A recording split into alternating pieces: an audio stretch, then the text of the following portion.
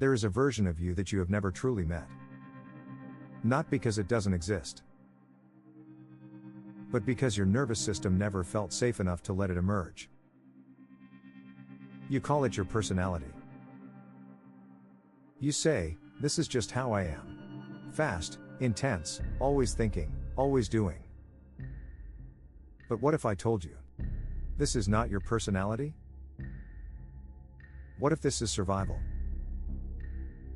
What if your identity has been shaped not by who you are, but by what your nervous system had to become in order to survive environments that were unpredictable, emotionally unsafe, or narcissistically abusive? Because here is what happens. When you grow up in a space where emotional safety is inconsistent, where love is conditional, where your nervous system is constantly scanning for threat, your body adapts. It produces cortisol. Not once. Not occasionally. Chronically. And this is not just stress. This is a biological state that rewires your brain. Research from Harvard Medical School and the Harvard Center on the Developing Child shows that prolonged exposure to stress hormones like cortisol literally alters neural pathways, shifting brain function away from the prefrontal cortex, the part responsible for creativity, reflection, and higher thinking, and into survival systems like the amygdala. In simple terms, your brain stops creating and starts protecting. Stanford's work in interpersonal neurobiology explains this even deeper. When the nervous system is dysregulated, your brain prioritizes predictability over possibility. It chooses repetition over innovation. It chooses control over expansion. So what you think is your driven personality is often just a nervous system that never left survival mode. And this is where narcissistic environments become critical. Because narcissistic dynamics train you to stay hyper-aware, hyper-responsive, and hyper-adapted. You don't get to rest. You don't get to explore. You don't get to be. You get to survive. And survival kills creativity. Not metaphorically. Biologically. Your ideas don't disappear. They get suppressed. Your authentic self doesn't vanish. It gets buried under layers of neurochemical defense. And over time, you begin to believe that this version of you is the real one. But it isn't. It is a state, not an identity. And this is where healing begins. Not by trying harder, but by shifting your nervous system out of survival mode.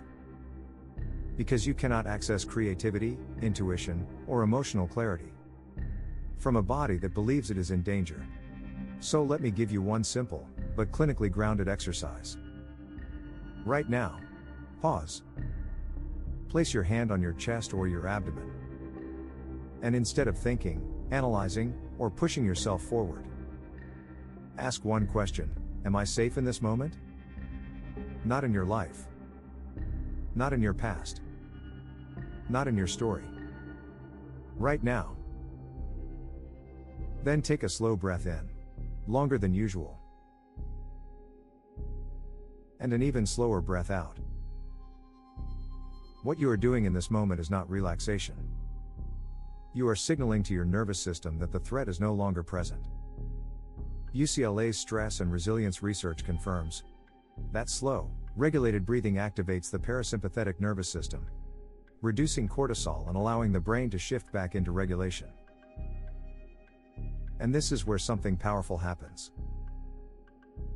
When cortisol drops, your brain reopens. Your perception changes. Your thinking expands. Your emotional capacity returns. This is not mindset. This is biology. And the more you repeat this, the more you retrain your nervous system to stop living in defense and start existing in presence.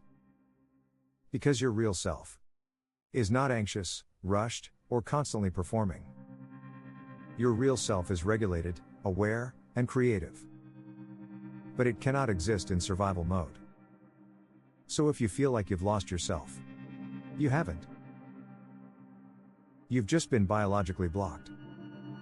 And now, you are learning how to return. This is not about becoming someone new. This is about removing what never belonged to you in the first place.